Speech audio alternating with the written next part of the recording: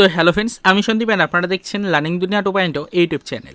তো ফ্রেন্ডস, আবারও কিন্তু আপনারা যারা প্রাথমিক শিক্ষক নিয়োগ প্রক্রিয়া 2022-এর টেট পাস চাকরিপ্রার্থী রয়েছেন এবং যারা 2023-এর নতুন টেট ক্যান্ডিডেট রয়েছেন, আগামীতে যারা রেজাল্ট প্রকাশের জন্য দীর্ঘদিন ধরে ওয়েট করছেন, মূলত তাদেরকে উদ্দেশ্য করে আজকের এই ছোট্ট এবং আর্জেন্ট ভিডিওটা কিন্তু ক্রিয়েট করতেই হলো। দেখুন, অলরেডি সপ্তাহের প্রথম দিন আপনাদের জন্য ভাইরাল একটি আপডেট কিন্তু বিভিন্ন সোশ্যাল মিডিয়া সাইট থেকে উঠে আসছে এবং অনেকেই আমাদেরকে কমেন্ট করে জানতে চাইছেন যে বর্তমান পজিশনে দাঁড়িয়ে রাজ্যের ওবিসি সার্টিফিকেট সম্পর্কিত চলতি মামলা থেকে নতুন করে হিয়ারিং রিলেটেড একটি খুশির সংবাদ কিন্তু পাওয়া যাচ্ছে, শোনা যাচ্ছে সোশ্যাল মিডিয়া সাইট জুড়েছে। আজকের ডেটে আর্জেন্ট বেসিস কিন্তু সুপ্রিম কোর্টে হিয়ারিংয়ের ডেট ঘোষণা করা হয়েছিল এবং সেই মতো কিন্তু ওবিসি মামলার হিয়ারিং হয়েছে এবং এই হিয়ারিং থেকে চূড়ান্ত কিছু খুশির বার্তা কিন্তু প্রোভাইড করা হয়েছে বলে অনেকেরই বক্তব্য।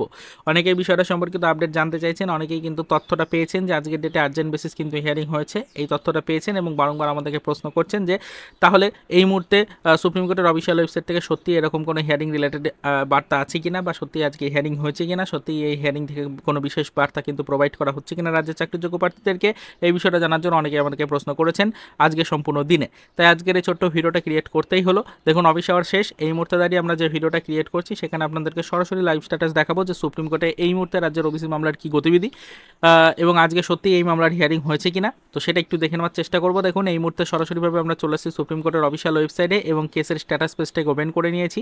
দেখতেই পাচ্ছেন ডায়েরি নাম্বার থেকে শুরু করে যাবতীয় ডিটেলস এখানে কিন্তু উল্লেখ করা রয়েছে। দেখুন, এখানে আমরা নিচের দিকে চলে আসলে দেখতেই পাচ্ছি ডায়েরি নাম্বার রয়েছে, এসএলপি নাম্বার রয়েছে, তার সাথে সাথে সিএনআর নাম্বার রয়েছে এবং এই কেসের যে বর্তমান স্ট্যাটাস সেটাও দেখুন উল্লেখ করা রয়েছে। পেন্ডিং পর্যায়ে রয়েছে কেসটা। এখানে দেখুন, এই কেসের যে লাস্ট হিয়ারিং ডেট ছিল সেটা কিন্তু 18/3/2025 তারিখেই ছিল। সেই 18/3/2025 তারিখ অর্থাৎ গত মাসের 18 তারিখে এই মামলার লাস্ট হিয়ারিং হয়েছিল, আমরা যেরকমটা জানি। তারপরে এই 18/3/2025 তারিখের ডেটে কিন্তু রাজ্যের আইনজীবীর পক্ষ থেকে সুপ্রিম কোর্টের কাছ থেকে দীর্ঘ 3 মাসের সময়সীমা কিন্তু চেয়ে নেওয়া হয়েছিল। এর পরবর্তীতে আর কিন্তু সেরকম কোনো এক্সপেক্টেড ডেটও কিন্তু উল্লেখ করার ছিল না, আমরা সেটা সকলেই জানি। তো আজকেও ঠিক সেরকমটাই রয়েছে। দেখুন, টপ অফ দ্য লিস্টে ছিল সেই 18/3/2025 তারিখে হিয়ারিংয়ের ডেটটা। তো 18/3/2025 তারিখেই কিন্তু এই মামলার লাস্ট আপডেট এসেছিল। তার পরবর্তীতে আর নতুন করে কিন্তু এই মামলার সেরকম কোনো আপডেট কিন্তু অফিসিয়াল ওয়েবসাইটে শো হচ্ছে না। তো সেক্ষেত্রে আপনারা যে খবরটা পেয়েছেন যে আজকের ডেটে দাঁড়িয়ে আপনাদের এই মামলার আর্জেন্ট বেসিসে হিয়ারিং হয়েছে, এটা সম্পূর্ণরূপে ফেক আপডেট। এই মুহূর্তে লাইভ স্ট্যাটাস আপনাদেরকে দেখিয়ে দিলাম। কলকাতা হাইকোর্টের রায়কে চ্যালেঞ্জ করে যে সুপ্রিম কোর্টে মামলা হয়েছিল রাজ্যের ওবিসি মামলা, তো সেই মামলার কিন্তু এখনও পর্যন্ত কোনো নেক্সট আপডেট কিন্তু আসেনি সুপ্রিম কোর্টের সাইডে। এই মামলার কিন্তু নেক্সট আপডেট আগামী 3 মাসের পরেই কিন্তু আসার কথা রয়েছে, যেরকমটা রাজ্যের আইনজীবী কিন্তু দীর্ঘ 3 মাসের সময় চেয়ে নিয়েছিল সুপ্রিম কোর্টের কাছ থেকে। তো অলরেডি 1 মাস অতিবাহিত হয়ে গেছে, আর হাতে মাত্র 2 মাসের সময় রয়েছে। তো এই 2 মাসের সময়ের মধ্যে কিন্তু সেরকমভাবে কোনো নতুন আপডেট আসার সম্ভাবনা নেই। তবে তা সত্ত্বেও যদি আর্জেন্ট বেসিসে কোনো ধরনের কোনো হিয়ারিং হয় তাহলে সেই ডেটটা অবশ্যই কিন্তু সুপ্রিম কোর্টের সাইডে শো হবে।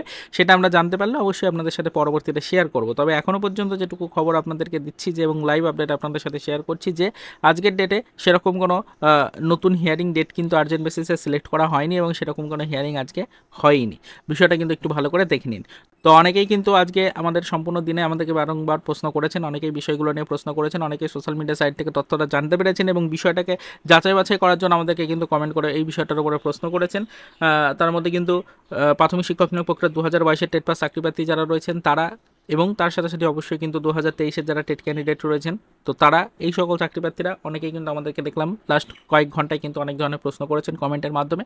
সেই কারণে কিন্তু তাদেরকে সঠিক তথ্যটা প্রোভাইড করার জন্য আজকের এই ছোট্ট ভিডিওটা ক্রিয়েট করলাম এবং এই মুহূর্তে দাঁড়িয়ে লাইভ স্ট্যাটাস আপনাদের সাথে শেয়ার করলাম। আশা করি আপনারা সকলেই বর্তমান বিষয়টা বুঝতে পারলেন। তো পরবর্তীতে কিন্তু অবশ্যই হাইকোর্টে চলতে থাকা মামলার দিকে একটু নজর রাখুন, তার কারণ হাইকোর্টে চলতে থাকা মামলার কিন্তু হিয়ারিংয়ের ডেট আসছে, সেদিকে নজরদারি রাখুন। আমরা সেদিকে পরবর্তীতে কিন্তু আপডেট পেলেই অবশ্যই সাথে সাথে সেটা ভিডিও আকারে আপনাদের সামনে উপস্থাপনা করবো এবং লাইভ স্ট্যাটাস আপনাদেরকে দেখাবো।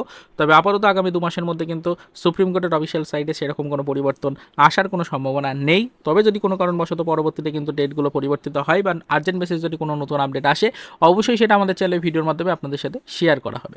তো আপাতত এই পর্যন্তই, চলুন দেখা হবে নেক্সট ভিডিওতে। পরবর্তীতে আবারও আমাদের প্রাথমিক শিক্ষক নিয়োগ প্রক্রিয়া 2022-এর টেট পাস চাকরিপ্রার্থী এবং 2023-এর নতুন টেট ক্যান্ডিডেটদের জন্য কিছু আদার্স অফিসিয়াল আপডেটের সাথে।